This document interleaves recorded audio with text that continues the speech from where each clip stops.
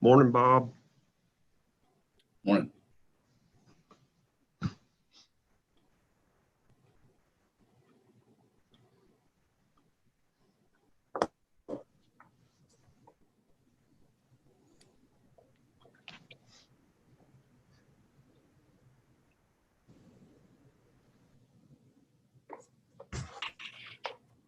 Good morning.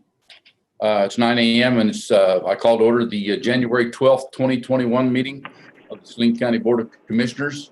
I would like to remind everyone to please keep your microphones muted unless you are speaking or recognized by the chair to speak. At this time, I would like to ask the county clerk to call the roll, please. Commissioner Shadwick. Here.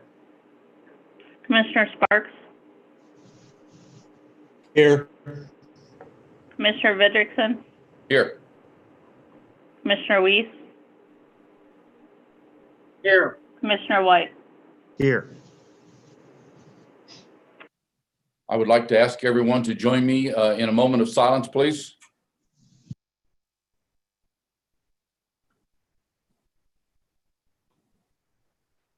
Thank you. I would like to ask that our IT department now give us a brief rundown on how participants may participate in the meeting if they wish to speak. And if you could do that for us, Brad, please. Good morning.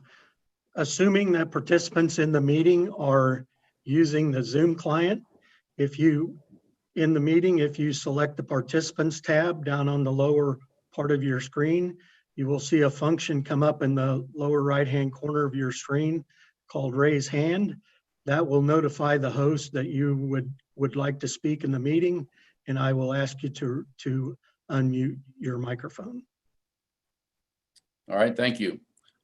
We will now enter the citizens input portion of our meeting, where citizens may speak on county government, usually limited to 3 minutes, and on items that are not on today's agenda. Are there any citizens who wish to speak?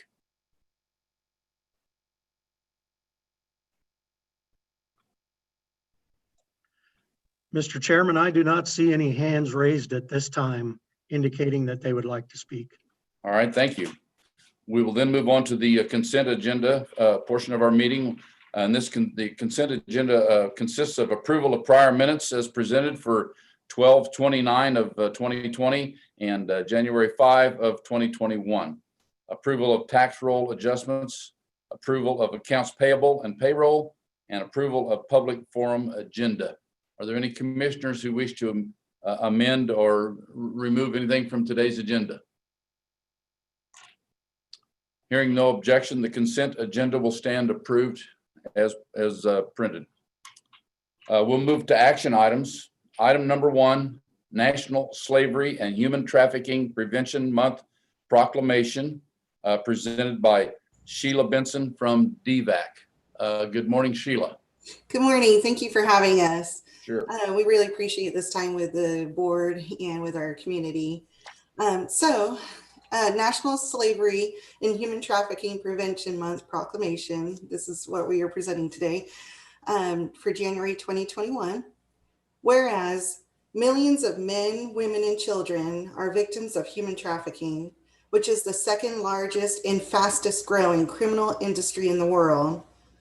Whereas human trafficking denies victims basic human dignity and freedom, and is based on recruiting, harboring, and transporting people through the use of force, fraud, and/or coercion for the purpose of sexual exploitation or forced labor. It is a crime that can take many forms and tears at our social fabric, debases our common humanity, and violates what we stand for as a country. Whereas traffickers frequently target victims and then use violence, threats, lies, false promises, debt bondage, or other forms of control and manipulation to force victims to work against their will or to keep victims involved in commercial sexual exploitation. Whereas the U.S. Justice Department has identified Kansas as an originating state for human trafficking, and most trafficking in Kansas involves local children. Whereas with improved victim identification, medical and social services, training for first responders, and increased public awareness, the victims who have suffered this cruel crime can overcome the bonds of modern slavery, receive protection and justice, and successfully reclaim their rightful independence. And whereas the Domestic Violence Association of Central Kansas is joining forces with victim service providers, criminal justice officials, and concerned citizens throughout Central Kansas and the United States to observe National Slavery and Human Trafficking Prevention Month. Together, we commit to a society where our sense of justice tells us that united, we can eradicate this wrong and continue to fight for human dignity and the rights of every person. Now, therefore, the Saline County Board of Commissioners hereby proclaims January 2021 as National Slavery and Human Trafficking Prevention Month, and applauds the efforts of the many victim service providers, police officers, prosecutors, and national and community organizations and private sector supporters for their efforts in opposing human trafficking in all its forms. Thank you, Sheila. During these difficult times, are there any activities that you have scheduled, or are you able to do that? It's difficult, as you know, with in person, but we do plan on doing some live Facebook activities. We're working on that at the moment. So look out on our Facebook page, and we're going to try to get that out on different platforms, Salina Journal, to let people know when those are coming up. We also will be presenting information on our Facebook page and our different social media platforms, such as, I know we have a TikTok now, so we're getting up there. And then also Instagram and Twitter. So we'll get some information out there for our community. And we're always looking for volunteers to help with different things we have going on at the office and our shelter. All right, thank you for your efforts. Thank you, appreciate it. Are there any commissioners who wish to speak or have questions? If not, I'll bring it back to the commission for action. Mr. Chairman, I move we proclaim January 2021 as National Slavery and Human Trafficking Prevention Month. I'll second the motion. It's been moved and seconded that we proclaim January 2021 as National Slavery and Human Trafficking Prevention Month. I will call the roll for voting. Commissioner Shadwick. Aye. Commissioner Weiss. Aye. Commissioner Sparks. Aye. Commissioner White. Aye. And Commissioner Vidrickson is aye, also making the vote 5-0. Sheila, we will get you the signed proclamation just as quickly as possible. Thank you Thank you for so being much. here. We appreciate it. We'll move to item number 2, which is the National Stalking Awareness Month proclamation presented by Abby Hunter of DVAC. Good morning, Abby. Good morning, everyone. Okay. National Stalking Awareness Month proclamation, January 2021. Whereas stalking is intentional harassment, a pattern of behavior directed at a specific person, causing that person to feel fear and endangerment for themselves or their family. The variation of stalking behavior ranges from hang-up phone calls to more direct threats toward a victim. The likelihood of injury increases when the stalking behavior escalates over time. Whereas under the laws of Saline County, Kansas, and all jurisdictions in the US, stalking is a crime. Whereas the majority of victims are stalked by someone they know, typically an ex-dating partner or acquaintance, and 3 in 4 women killed by an intimate partner had been stalked by that same intimate partner. Whereas the Kansas Bureau of Investigation reports that 190 protection from stalking orders were filed in Saline County in 2018. Whereas the statistics do not represent the true incidence and prevalence of stalking for multiple reasons, including not all victims report the crime to law enforcement, and stalking is a tactic of domestic violence and sexual abuse, so it may not be reported as the primary form of abuse and victimization, although the victim has experienced stalking along with other forms of abuse. Whereas many stalking victims are forced to themselves by relocating, changing their identities, changing jobs, and obtaining protection orders.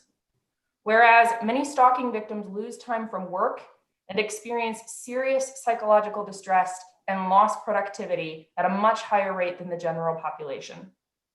Whereas communities can better combat stalking by raising awareness, adopting multidisciplinary responses by teams of local agencies and organizations, and by providing more and better victim services. And now, therefore, the Saline County Board of Commissioners hereby proclaim January 2021 as National Stalking Awareness Month. All right, thank you, Abby. I'll ask you the same questions I asked Sheila. Do you have other activities planned during this difficult time, or? Same thing that Sheila said. We hope to be on our Facebook page, the Domestic Violence Association of Central Kansas. It's all spelled out. You can find us on Facebook.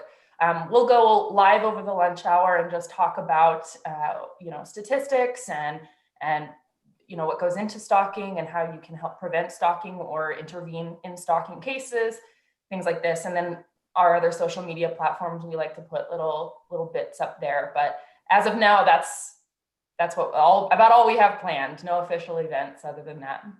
All right, thank you. Assuming this gets approved here in just a second, we will also get you a signed proclamation for you to have.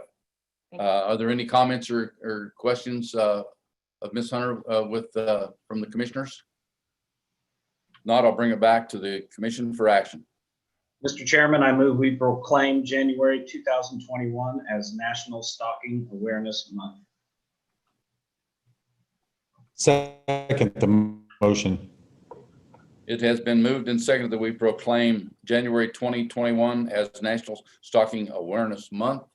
I will call the roll for the vote. Commissioner Shadwick. Aye. Commissioner Weiss. Aye. Commissioner Sparks. Aye. Commissioner White. Aye. Commissioner Vidrickson is aye. That does pass 5-0. Thank you again, ladies. We'll move to item number 3. RFA 107-21 bid award for aggregate and aggregate hauling with Justin Mater, County Engineer. Good morning, Justin. Good morning, Commissioners. Here, let me adjust my camera a little bit. Okay. Well, so as you said, I'm here to discuss and take action on our request to award bids for the 2021 aggregate material and aggregate hauling. Sealed bids were opened on December 29th, 2020 at 11 a.m. 6 aggregate producers and 6 aggregate haulers submitted bids. However, the aggregate material and the hauling are bid separately. However, we must evaluate the combined aggregate material and hauling in order to get a total cost for Saline County.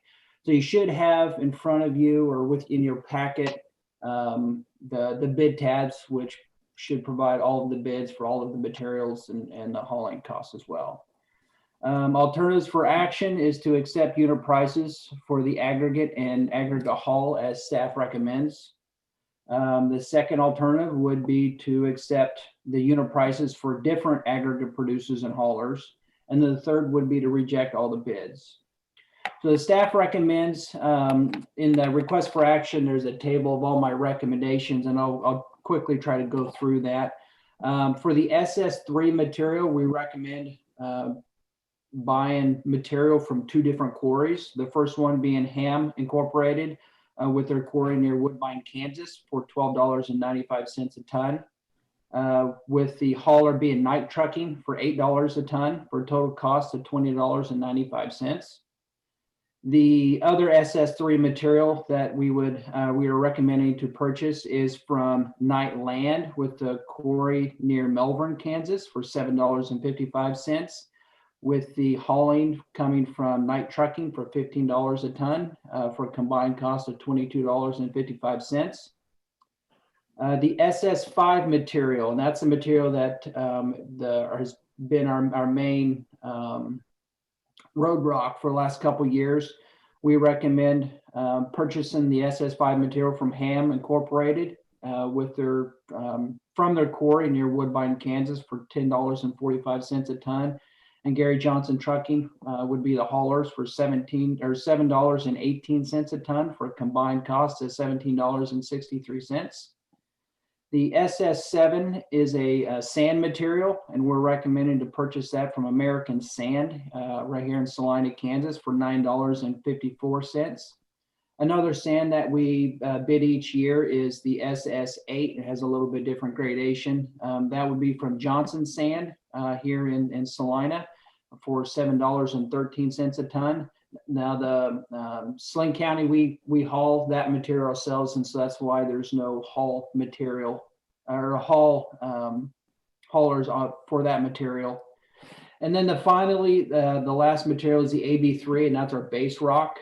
We recommend purchasing that from Harshman Construction from their Florence quarry for $10 a ton, with Keller Trucking being the hauler for $9.25 a ton for a combined $19.25. Now, all my recommendations in the table represent the low bid for the combined material and hauling, with the exception of the SS3 material. So this SS3 material is a crushed limestone with a maximum aggregate size of around 3/4 of an inch. Just to give you some perspective, the SS5 material is a crushed limestone that we've been using for the last couple of years, and it has a max aggregate size of 1 inch. There's some that's a little bit bigger, but in general, it's around a 1 inch size. So the Road and Bridge Department has received requests from the public over the last couple of years to use a smaller and less dusty road rock.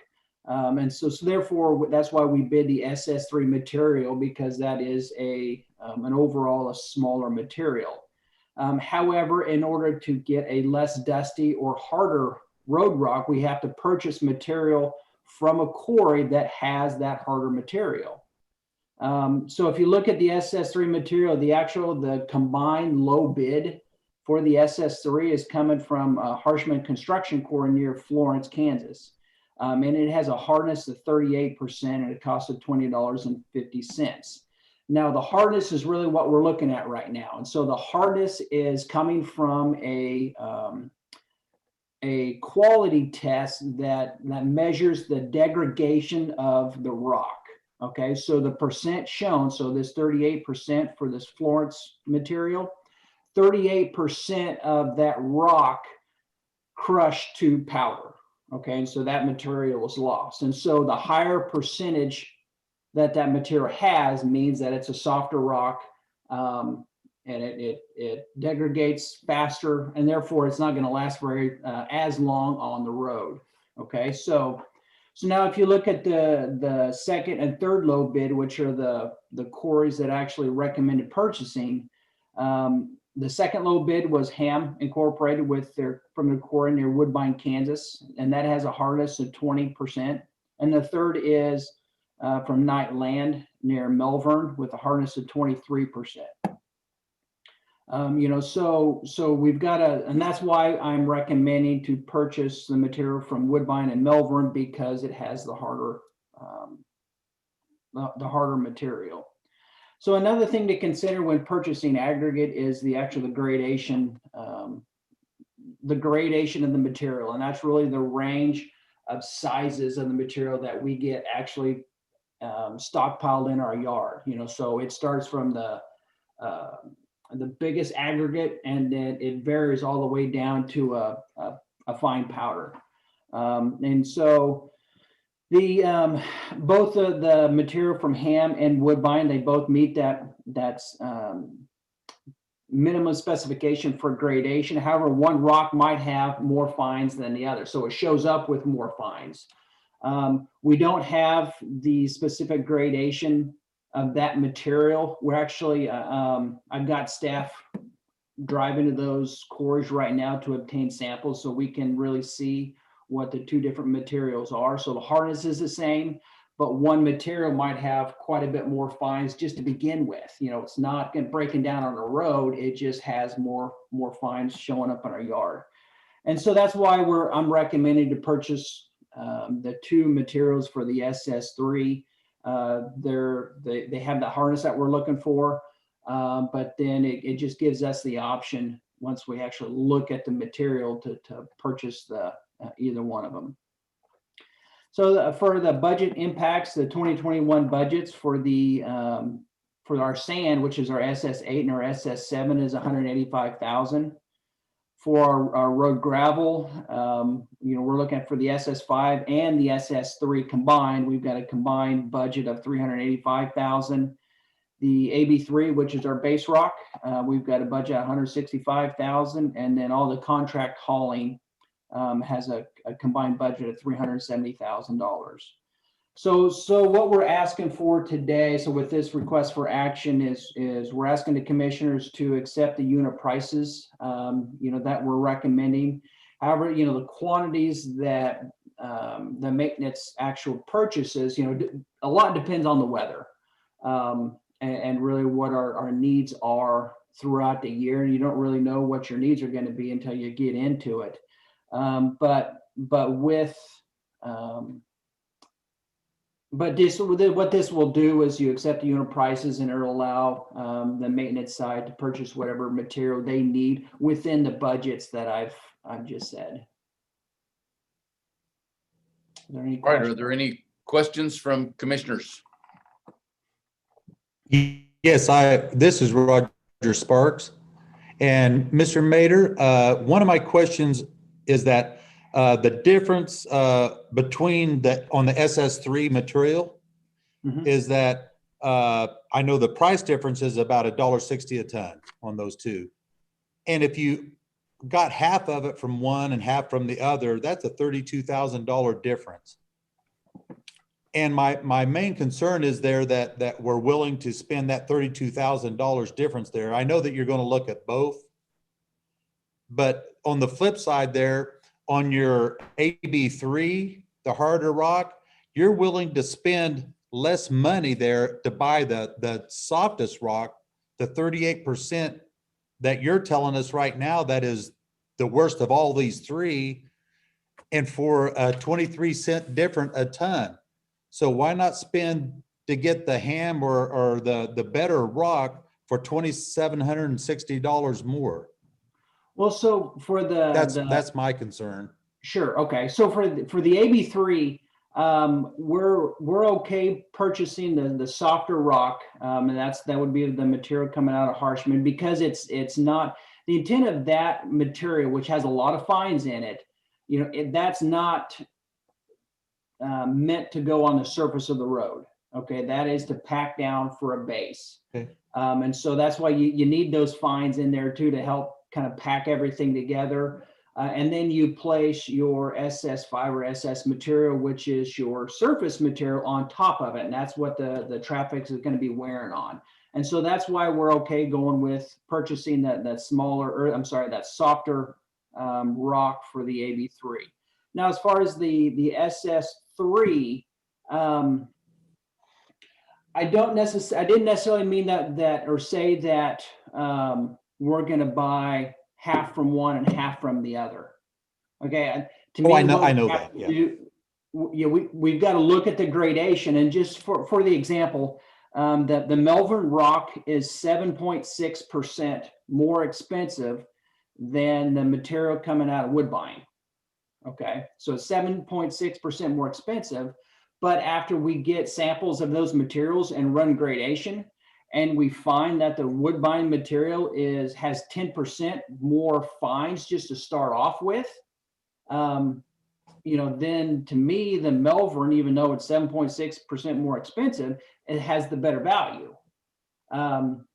I believe also Darren does not anticipate that the SS3, which is more expensive than the SS7, he's planning on using that material in those areas where you have more residential homes, because it's the dust issues is what we're trying to cut down on as well. As well as with the more residential homes, you have more light type vehicles and usually lighter tires, that people purchase for their vehicles. And so I think that's his intent. The bulk of the purchases, I believe from Darren, is still going to be the SS5. Darren, are you on the line to where you can comment on that? I am, Justin. And you're correct in saying that the SS3 with the less dust is what we generally, or what we have been trying to use in the smaller subdivisions and the unincorporated towns.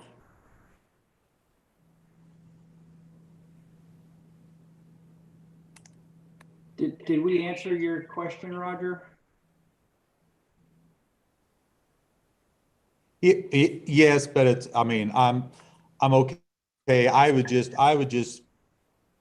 in my thought process, I would just as soon spend the $2,760 and take it out of a SS3 to buy the better rock over here, on the AB3. I just can't imagine, because you're talking already that the fines are in it also, but I just, it's another one of those things where it's neither here nor there. But I just wanted to ask why, but I just soon spend the 23 cents difference instead of, and what really gets me also is that we're sitting here and here it is at the first of the year and we're looking at this aggregate and we've probably hauled from all of these people and now we're going to do testing. This should have been done way before this here coming before us, I feel, but that's okay. Yeah, and a lot of the for the SS3, and you're correct. It would be, and that's something that maybe we can do different in the future if they have that material stockpiled. I called both Melbourne and the quarter by Woodbine, and they had to start making the SS3 because they didn't have any stockpiled. Because both of them, what they typically sell is the SS5 material, and so that's what their plant is trying to stockpile during the winter months. And so it's even though we want to go get a test, they might not have that material available until we purchase some, and then they have to make it. But what this does is, even though we accept the unit price for a material, that doesn't mean we're going to buy any of it. We might get a sample, and Darren and I might decide, like, you know what, we don't want that stuff. Okay. Are there any other questions or comments from any of the other commissioners? If not, I've got a couple of, Monty, go ahead. Or did you have something, Monty? Nope. Okay. You've explained to me, Justin, why you're buying from the need to buy from two different producers. But my question would be, how do you give them an estimate on how much you're going to use and to be able to get the best price? If indeed that you could say, well, we'll test this one and we're not going to buy from them. How do you do that price? How do you guarantee it from the producer how much you're going to use? Well, number one, I've made it pretty clear to both of them, that right now we're at this point, we're not guaranteeing purchasing anything right now, especially for the SS3, because it's going to be a lot smaller quantity than the SS5. Really, it kind of depends on up to Darren and what his schedule is for this year. Is he rebuilding any roads, in those unincorporated towns and subdivisions where he might be using more SS3? I think as soon as if we get an acceptance for the SS3 material, as well as all the aggregates, we can, start trying to fit our quantities, into that budget and kind of give them an idea. I think we need to see the material from the SS3 also because we haven't purchased that material in the recent past. We need to see that material firsthand, crushed and really what it looks like. Also, that's going to be another consideration. And then, eventually we need to give them a quantity because they need to have that material produced. Well, again, I think it's pretty difficult. I would assume if I were Ham or Knight on how I was going to quote this, if I didn't have any type of justification or guarantee that you're going to buy 1 ton or 1 million tons. I would, and for us to just put it out there like that, I think is is kind of a mistake. I would like to see them have some sort of an assurance from the county that we're going to buy so much, because I think the price would potentially go down. So that's my opinion on that. My next question is regarding the rock last year that we were having so much trouble with that ruined a lot of tires, including one of mine. Are we buying that same rock again this year from the same producer, or where are we at? Which one was that, by the way? Was that the AB3? I'm assuming that would have been the SS5. SS5, okay. Yes, And we're buying that again from the same producer? correct. We, and that's coming out of Ham. If we, okay, so with the rock, so if in order to build, what Darren's trying to do is build that hard pan, build that base into our gravel roads. And I think he's made a lot of good strides in doing that. And so the material that we purchased for the SS5, comes in a certain size with a certain hardness. Okay, so we can purchase material from a quarry that uses a softer material. So therefore the edges won't be so jagged. So, the harder rock, when you crush that, has just more jagged edges. We can purchase softer material, which will have not as jagged edges. However, it'll break down more and it'll be a dustier material.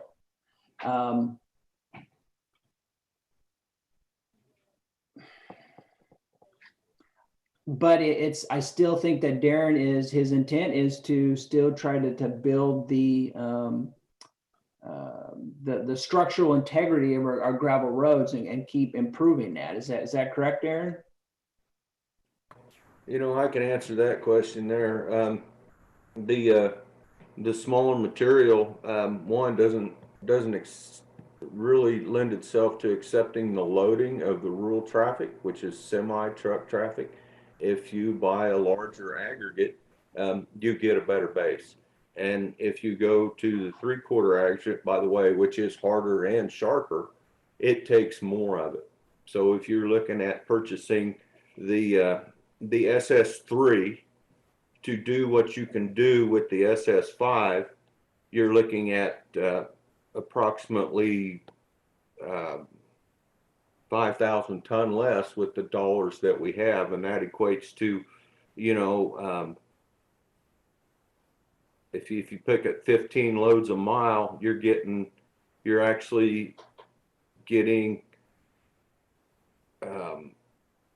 about 5,000 ton less, which is about 300 loads to about 21 miles. So with what you're purchasing with the SS5, you can re-gravel. Now, when I say re-gravel, I don't mean rebuild. Rebuild's a different thing. But if you were just say we're going to go re-gravel a mile, that's 21 less miles a year you'll be able to do. So in value, we're looking at the SS5 material. All right, well, thank you for the education. Are there any members of the public that wish to speak to this?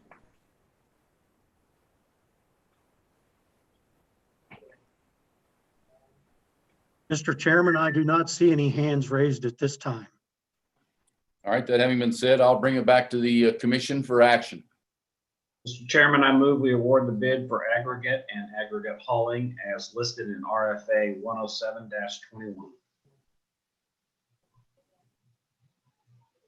Second the motion. All right, it's been moved and seconded that we approve RFA 107-21 bid award for aggregate and aggregate hauling. Is there any further discussion? If not, I'll ask for a vote. Commissioner Shadwick? Aye. Commissioner Weiss? Aye. Commissioner Sparks? Commissioner Sparks? Nay. Nay. Commissioner White? Aye.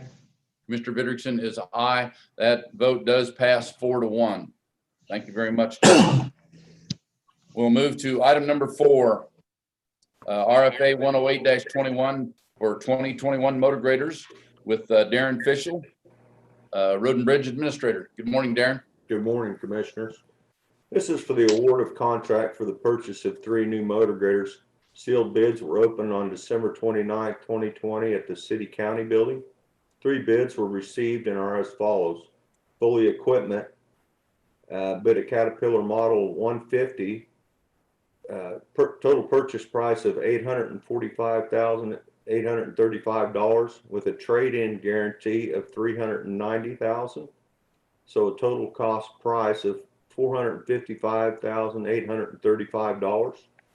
Murphy Tractor bid a John Deere Model 770 GP, a total price of $1,027,469 with a trade-in guarantee of $375,000, leaving a total cost of $652,469.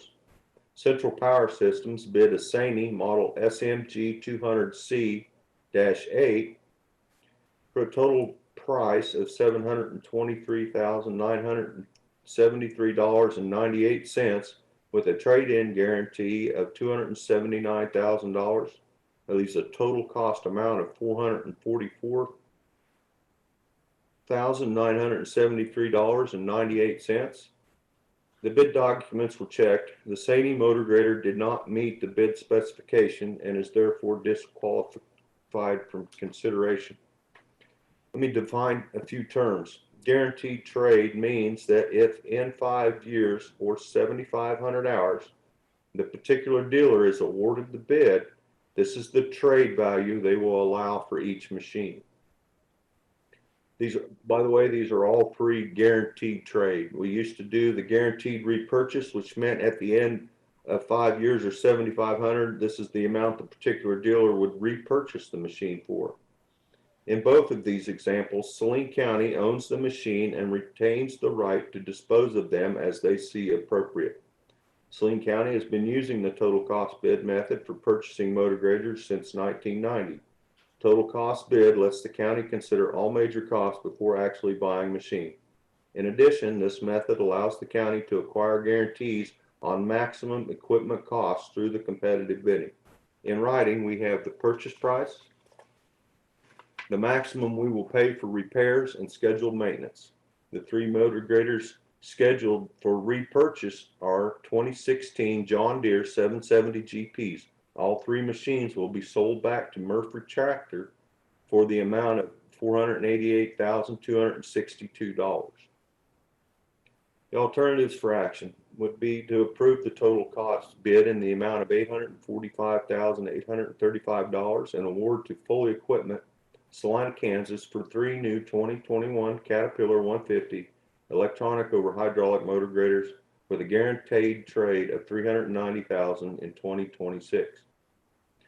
Or approve the total cost bid in the amount of $1,027,469 to Murphy Tractor, Great Bend, Kansas for 3 new 2021 John Deere 770 GP electric over hydraulic motor graders with the guaranteed trade of $375,000 in 2026. C, we could reject all bids and direct staff to an alternative direction. Staff recommends approving the total cost bid in the amount of $845,835 and award to Fully Equipment, Saline, Kansas for the 3 new 2021 Caterpillar 150 electric over hydraulic motor graders with a guaranteed trade of $390,000 in 2026.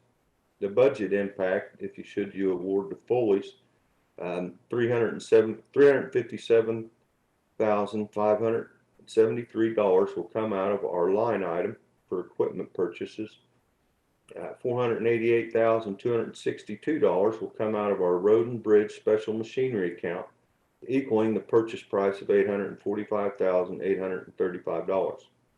The reimbursement of the 2016 John Deere motor graders for $488,262 will be deposited back into the Road and Bridge Special Machinery Fund upon receipt. Budgeted amount for these purchases $336,738. That is less than what we have budgeted, so we plan on adjusting vehicle purchase to make up the difference. Instead of a Cruise 6-pack, we will be purchasing an assistant superintendent truck. All right, I'll open it up to commissioners for questions or comments.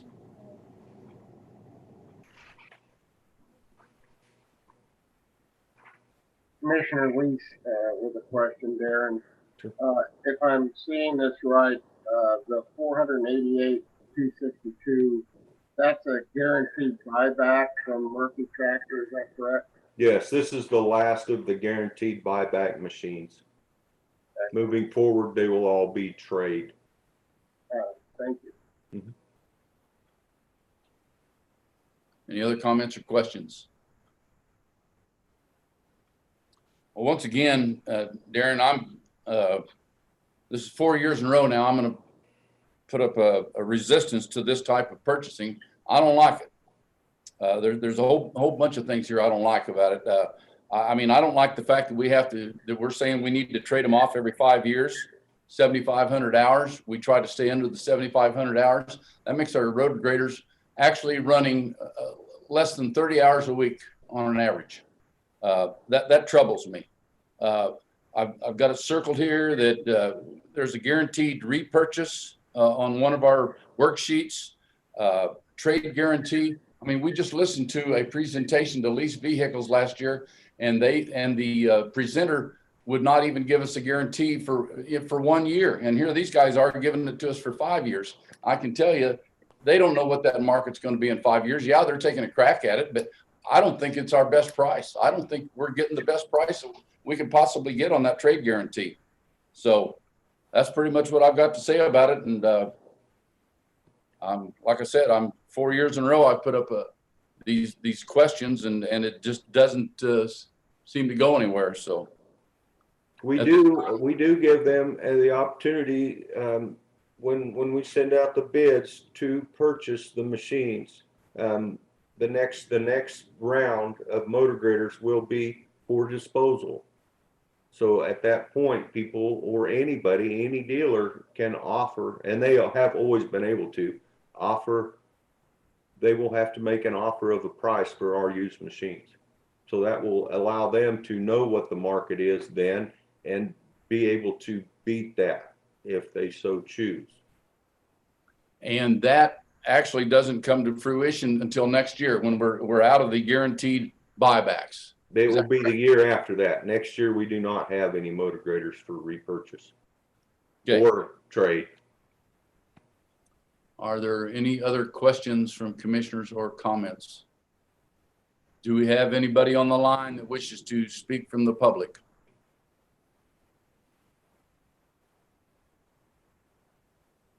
Mr. Chairman, nobody has their hand raised at this time.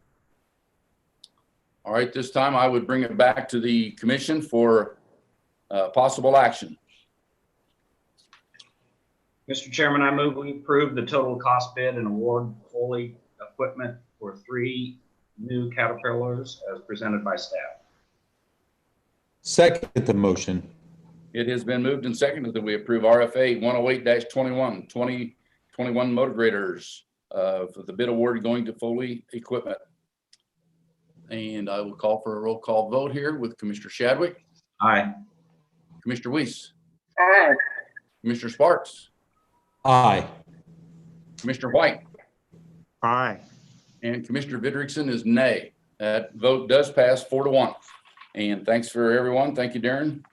We'll move to item number 5, RFA 109-21, Resolution 21-2325, base lease with Saline County Public Building Commission with Hannah Stambaugh, Deputy County Administrator.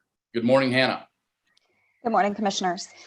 This particular request for action gets us further down the road in regards to the Emergency Radio Communications Project. If you remember back in late September of 2020, the Saline County Commission established a Public Building Commission.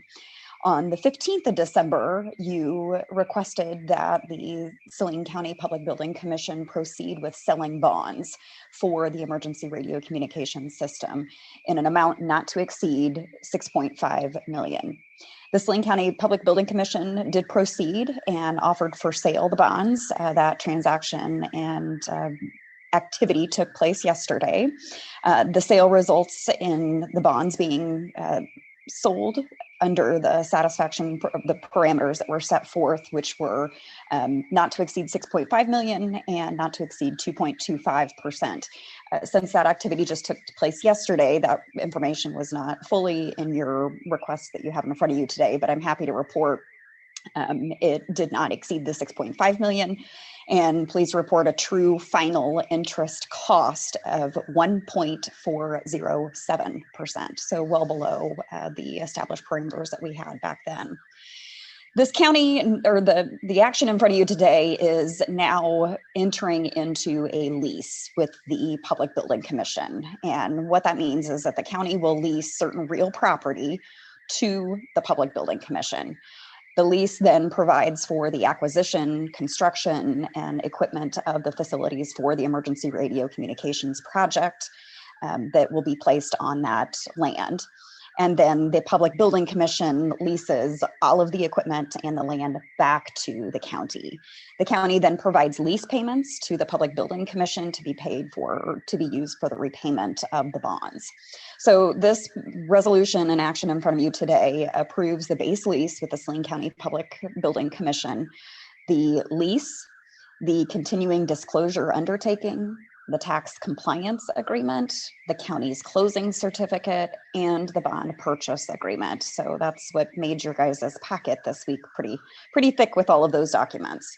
Your alternatives for action are to adopt the resolution that authorizes Saline County to enter into a base lease with the Saline County Public Building Commission and authorize the chairman's signature on all of the associated documents, or do not adopt the resolution. Our staff recommendation is to adopt the resolution and enter into the lease with the Public Building Commission. This lease is projected to last for 15 years for the total repayment of the bonds. The budget impact, the sale of the bonds, as I mentioned earlier, satisfied the parameters that were set forth, and thus we have also already begun budgeting for the potential lease purchase to the Public Building Commission for repayment of the bonds through plans previously identified in our capital improvement plan. Subject to any questions, that is all I have for you for this particular request for action. Okay, it's not mentioned in this report, and I'll call on our administrator, Phil Smith-Haynes, for potential comment. I saw last week on the county's rating, as far as our credit rating, as far as our ability to borrow money. Would you like to comment on that briefly? Thank you, Mr. Chair. I will say that we did seek a bond rating on these bonds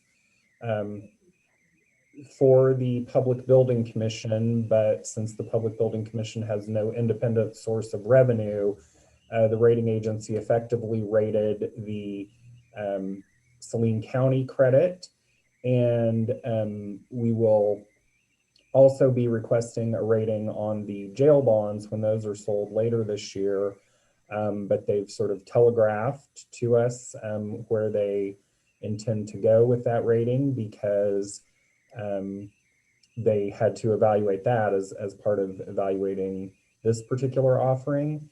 And we were very pleased to note that we got a AA2 rating from Moody's Investor Services, which is a very good rating. It's equivalent to what the state of Kansas has and what the city of Wichita, for example, has. So very strong financial position, and they were very complimentary of decisions that your commission has made in the past to put effective financial governance in place. So. All right, thank you. And I will just say real quickly, a pat on the back to everyone involved that's been able to help Saline County achieve that type of credit rating, you know, starting with the administration, the staff, the department heads, commissioners, so forth.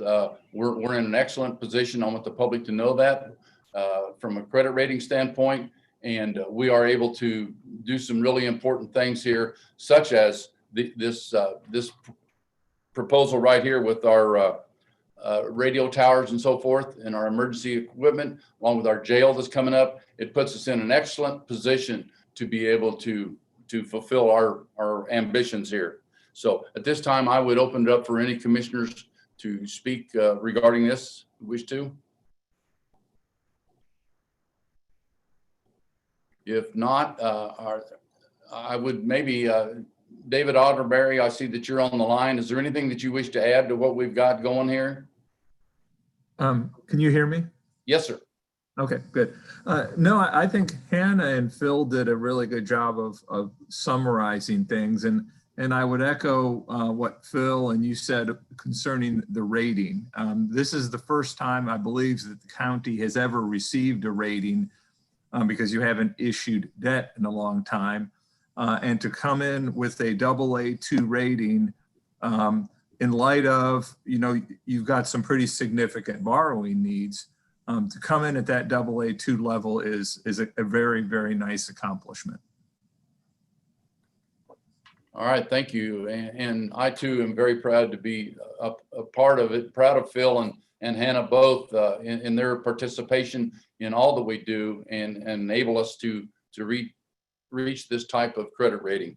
So at this point, I would ask if there's any members of the public who wish to speak to this.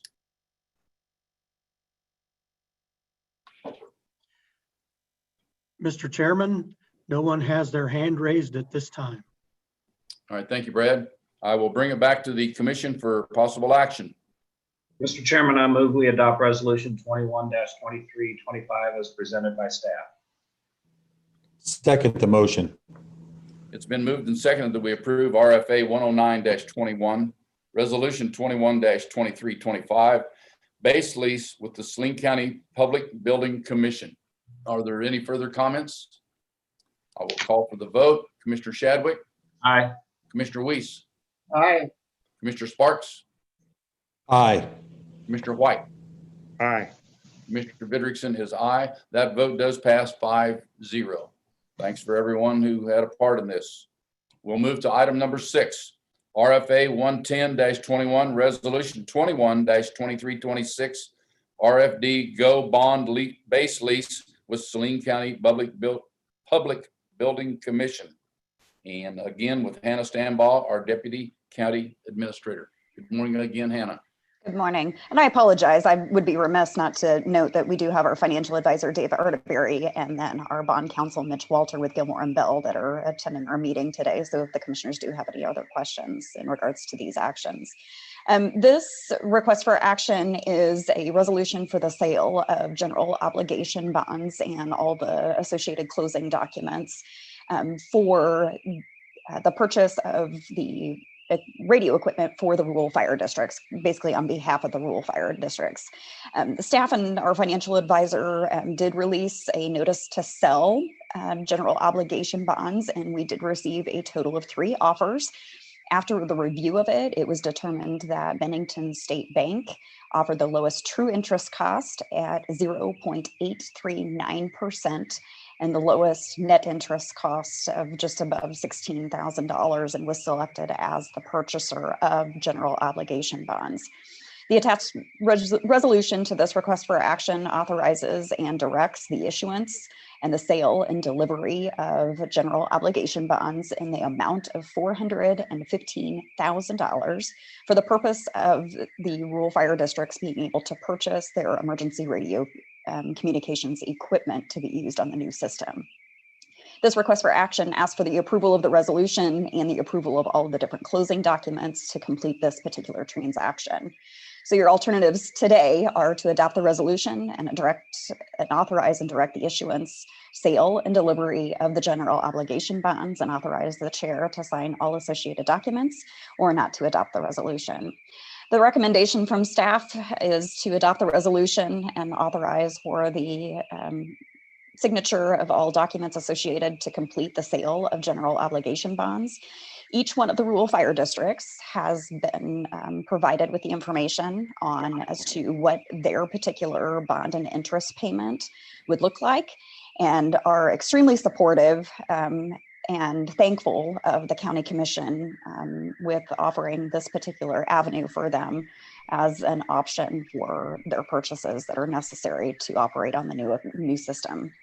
The budget impact, the bond and interest payments are going to be made by each of the respective rural fire districts based on their particular allocation of the debt service over 7 years. And thank you very much to our financial advisor, Dave Arteberry, for assisting with helping to create that different allocation and try to figure out what each district's payment amount would be. The cost of the issuance are also paid with the bond proceeds, and that is also divided amongst the rural fire districts as well. Each of our districts has been anticipating a purchase of emergency communications equipment, and they have been budgeting certain funds over the last, I think, 3 years.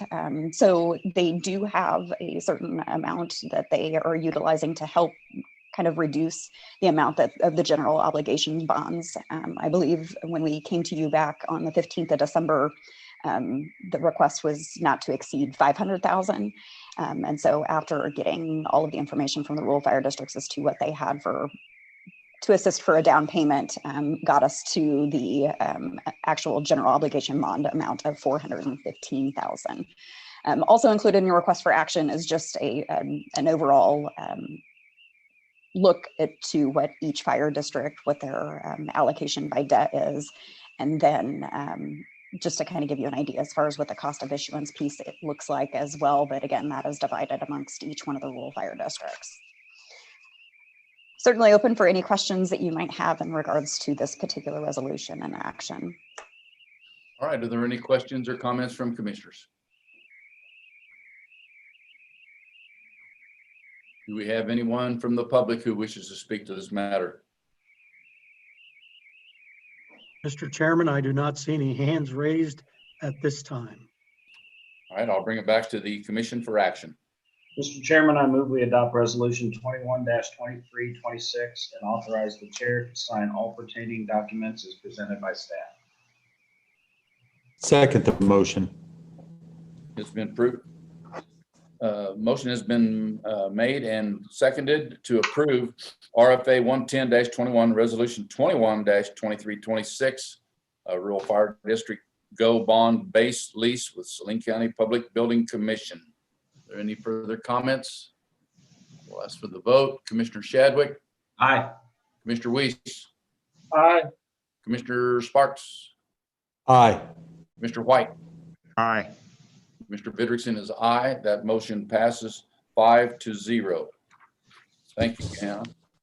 We'll move to item number 7, RFA 111-21, allocation of alcohol funds for 2021 with Philip Smith Haynes, County Administrator. Good morning, Phil. Good morning again, Mr. Chair, members of the commission. So Saline County, like all counties throughout the state, receives a distribution of funds derived from the gross receipts tax on alcohol.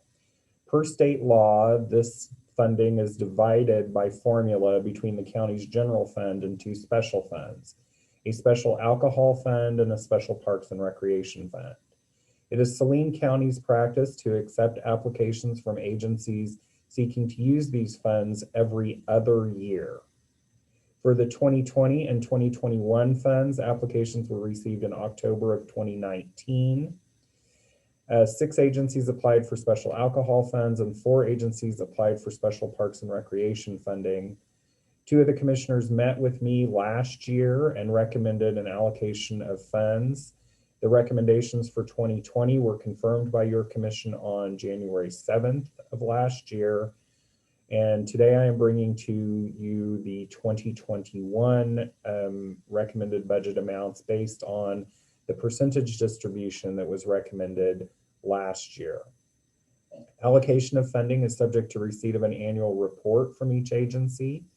Annual reports have been received from all but 2 of the agencies, 1 in each fund.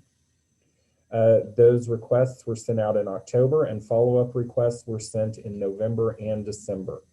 So at this time, staff recommends that the commission authorize payment of the 2021 budget amounts to all of the agencies from which we have received those annual reports. Given the balance in the special alcohol fund, payments are probably not going to occur until the March distribution, but there is sufficient funding in the special parks and recreation fund to make those payments immediately. Your alternatives for action are to authorize payments to the agencies from which we have received the reports, to authorize payment to all agencies, to hold all payments until the annual reports have been received, or to direct staff to propose an alternative solution. Staff recommends authorizing the payments to the agencies that have submitted the reports. If the other agencies subsequently turn in their annual reports, staff can return to your commission for authorization for additional disbursements. And I would be happy to answer questions. Anyone from the commission have questions? Commissioner Reese here. I have one question of the administrator. The two organizations that didn't turn in their report, are the funds just being held and giving them the opportunity to get those reports in, or are those funds being dispersed amongst the other four? My recommendation would be to just hold the funds at this point and see whether they turn in those reports. When we take applications this fall, we would just basically have a higher amount of funding to disperse in 2022.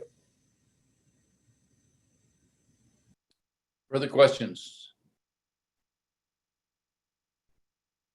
Any members of the public who wish to speak to this? Mr. Chairman, no one has their hand raised at this time. Thank you. I'll bring it back to the commission for possible action. Mr. Chairman, I move we authorize the payments to the agencies listed in RFA 111-21 as recommended by staff. Second the motion. It's been moved and seconded that we approve RFA 111-21 allocation of alcohol funds for 2021. Is there any further discussion? I'll call for a vote. Commissioner Shadwick. Aye. Commissioner Weiss. Aye. Commissioner Sparks. Aye. Commissioner White. Aye. And Commissioner Vidrickson is aye. That motion does pass 5-0. We'll move to item number 8, Resolution 21-2324, Declaration of a State of Local Public Health Emergency for Saline County with Michelle Barkley, Emergency Management Director. Good morning, Michelle. Good morning, Commission. So I'm here to ask for another 60-day extension to the current local disaster declaration to ensure that the community and essential partners still have access to the resources and supplies that they need during this disaster. Just some quick examples of things that we've been able to accomplish through this local disaster declaration is we've sheltered over 150 people. That number fluctuates daily just due to the sheer demand in cases that we've had. And also we've been able to secure testing supplies and a machine for the Saline County Jail to save on driving test samples to the lab in Topeka for the Sheriff's Office. . And again, Michelle, this just enables our ability to get the funding or get the materials from the state. Is that correct? Correct. Am I saying that correctly? Mhm. All right. Are there any questions, comments from commissioners? Are there any members of the public who wish to speak to this? Mr. Commissioner, no one, Mr. Chairman, no one has their hand raised at this time. All right, thank you. I'll bring it back to the commission for action. Mr. Chairman, I move we adopt resolution 21-2324 as presented by staff. Second the motion. It's been moved and seconded that we approve resolution 21-2324, declaration of a state of local public health emergency for Saline County. Further comments? Call for the vote. Commissioner Shadwick. Aye. Commissioner Weiss. Aye. Commissioner Sparks. Aye. Commissioner White. Aye. Commissioner Vidrickson is aye. That motion does pass 5-0. Thank you, Michelle. We'll move into informational items now, again with the emergency management update with Michelle Barkley, Emergency Management Director. And good morning again, Michelle. Good morning. Brad has a PowerPoint that he will share.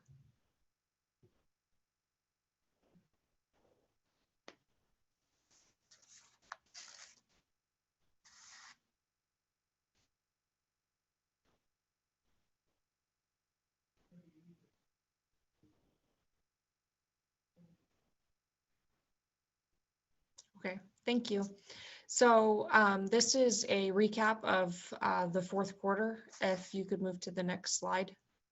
So we are on actually day 306 of COVID.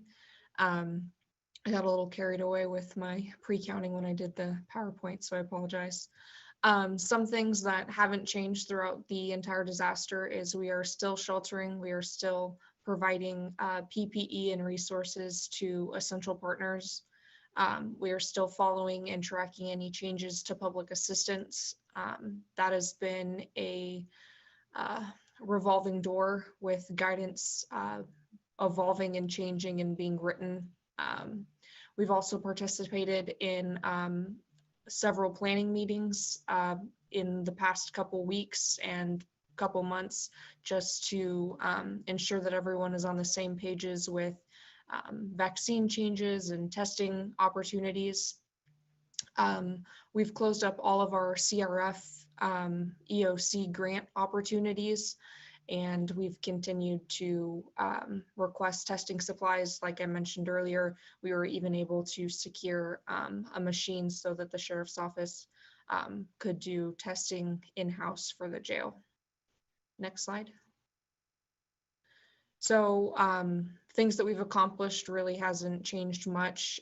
Sheltering is still being available at the Best Western and at Webster Conference Center. Resource requests are still hanging between testing supplies, testing machines, contact investigators, and PPE. Like I mentioned earlier, all of the CRF projects have been closed out for PPE and the EOC grant that we received from the state. And public assistance so far hasn't changed. It's still only going to be the category B expenses, and it'll be that 75 and 10% reimbursement, both from the federal level and from the state. And planning meetings really haven't changed much, with partners still continuing to work with the health department in whatever that they need, helping them with their vaccine planning and getting that set up. Next slide. So just a little breakdown of the resource requests. We've done over 2,640 test kits. That is a little on the light side because we did add CRL and Well Health. We did get some agencies that wanted to partner with them directly. So we, in emergency management, kind of served as the middleman with the paperwork side of that. So those agencies could get test supplies so they could test their agencies. We've received 187 cases of PPE and a total of 2,827 supply requests, including masks, gowns, gloves. This does not include the 15 pallets of hand sanitizer that the health department received from KDHE. I still have 7 pallets, so if anybody needs hand sanitizer, I am always willing to give a case. Next slide. Like I mentioned earlier, the numbers for sheltering vary hourly. At Webster Conference Center, we have done 38 people for sheltering. And at the Best Western Motel, we have done 114 for a total of 153 people. This is something that is greatly appreciated by the community. I can say that we have done a handful of first responders, of healthcare providers, teachers. We've even helped some homeless individuals during those colder nights. The state was willing to put them up for a night or two. So I think that this is one of the greatest resources that we have, that we got through the local disaster declaration, that the state was able to provide. Next slide. So just a couple updates on some of the grants that we've been doing throughout the pandemic. So the hazardous material emergency preparedness grant, both of those have been approved and are being worked on now for the conference for the regional hazmat team and for the chlorine leak simulator. And the EMPG has been approved for the same amount as last year. Whenever I get the approval letter, I will be before you again to accept those funds. For the PPE project, we have finalized and closed out all of that and distributed that to all county departments. And the EOC enhancement grant has been closed out. And actually several of those laptops have been distributed to the health department to help with new contact tracers. Next slide. So just to recap, the weather was kind of, I want to say docile during 2020. I'm a little hesitant for what 2021 is going to look like. We did not have any recorded tornadoes in Saline County. Here on this screen, it just kind of shows the precipitation counts where we're at compared to Wichita and Russell, and where we normally are at precipitation wise from normal Decembers and where we actually ended up. Next slide. So a rural fire recap. Compared to 2019, the number of med calls were significantly larger than they were in past years. We are thinking that that might have to do with an increase in COVID calls in the county. We are working to get you a report for that and a breakdown for each rural fire district to see how many med calls that they did have that were COVID related. And so hopefully in the next report out, I will have that. So total of call for services in the fourth quarter were 196. Fire calls were 85 and med calls were 111. Next slide. So overall for 2020, there was a total of 603 calls for service for the rural fire districts. There were 275 fire calls and 328 med calls. Just a side note, this month we are finalizing the zone and channel assignments for the rural fire districts for the new radio rollout. So they are very excited about that and it is going pretty well. Next slide. And that's it. Do you guys have any questions? All right, are there any questions from commissioners for Michelle? Thank you very much, Michelle. Well detailed, and appreciate you and your staff over there to taking care of business as above and beyond the call of duty and in this very difficult time. So thank you very much. Thank you. We will move to item number 2, commissioners' comments. Does anyone have anything? Item number 3, announcements of any sort. We will move to our annual reorganization of the county commission. And item number 1 is the election of officers. At this time, I would open the floor for nominations for chairman. Mr. Chair, I've got a couple comments to make, and then I'd be happy to make a nomination if that's okay. Okay. First of all, congratulations you and Commissioner Sparks for 4 more years. Looking forward to serving at least 2 more years with you guys. And congratulations to all the other elected officials. And having said that, I would like to nominate Commissioner Sparks as chair. Okay. And Commissioner Vice Weiss as Well, vice chair. let's hold up there, Mike. I think we need to do these one at a time. Okay. And so Commissioner Sparks has been nominated for chairman. Is there a second? There's a second, and I move that nominations cease. All right, it has been moved and seconded that Roger Sparks be the chairman for the year 2021. It has also been made, and I would second that the nominations cease. So at this time, I will ask for a roll vote. Commissioner Shadwick. Aye. Commissioner Weiss. Aye. Commissioner Sparks. Aye. Commissioner White. Aye. And Commissioner Vidrickson is aye. That motion carries 5-0. And we will move to the vice chairman. And I would open the floor for nominations. Mr. Chair, I'd like to nominate Jim Weiss for vice chair. Is there a second? Second. It's been moved. Are there any other nominations? If not, I would call for a vote. It's been moved and seconded that we nominate Jim Weiss as the vice chairman. And Commissioner Shadwick. Aye. Commissioner Weiss. Aye. Commissioner Sparks. Aye. And Commissioner White. Aye. And Commissioner Vidrickson is aye. So that is 5-0. Jim Weiss will be the vice chair for the year 2021.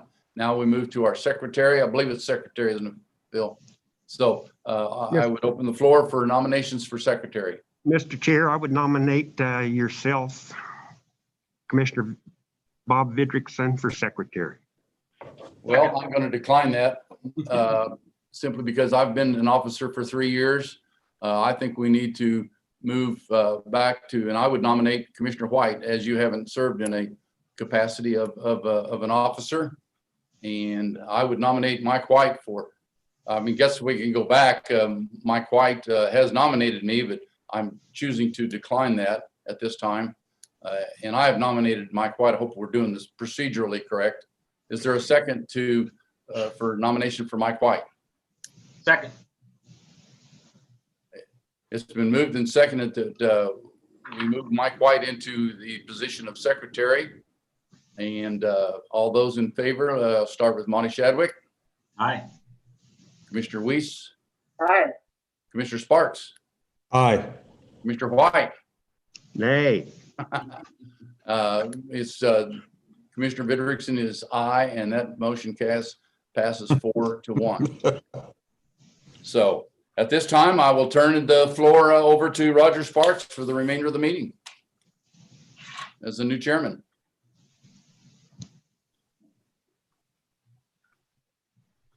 Okay, well, thank you. And Mr. Chair Vidrickson, thank you for your years of support and your continued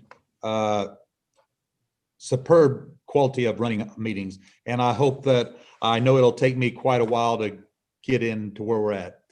And thank you everyone for your vote and support for me for chair.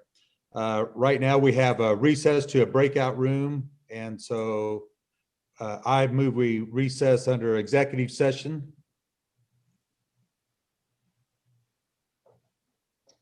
For the Mr. Chair, this would be for an executive session under the non-elected personnel exemption to the Kansas Open Meetings Act for the purpose of discussing appointment of a department head. And I believe we would like 15 minutes for that executive session.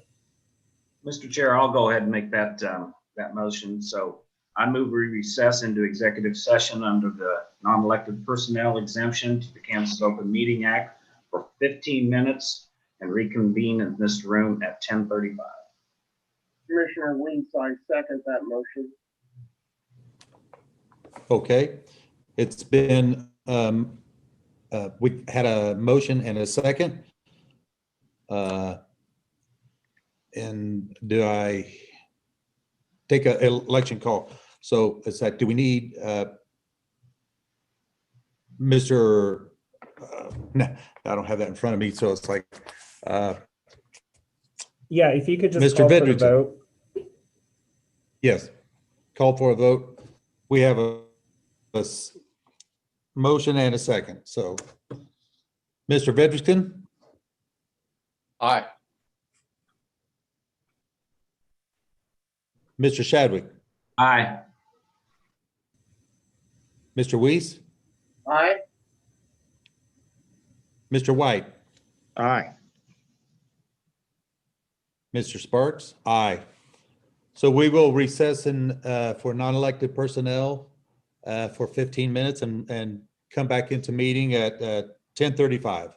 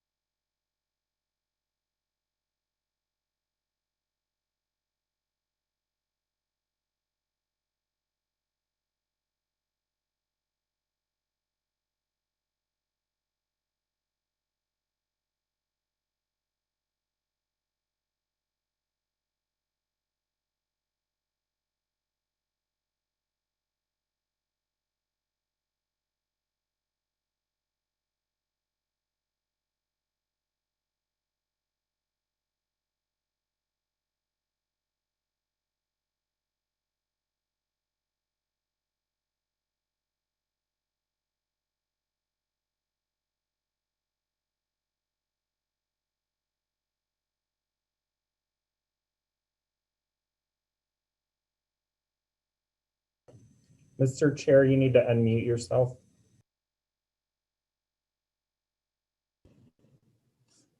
Excuse me. Excuse me. Okay, is there any other comments to be made? Okay, hearing none, is there, we'll just adjourn the meeting. I guess that's all we have. Thank you.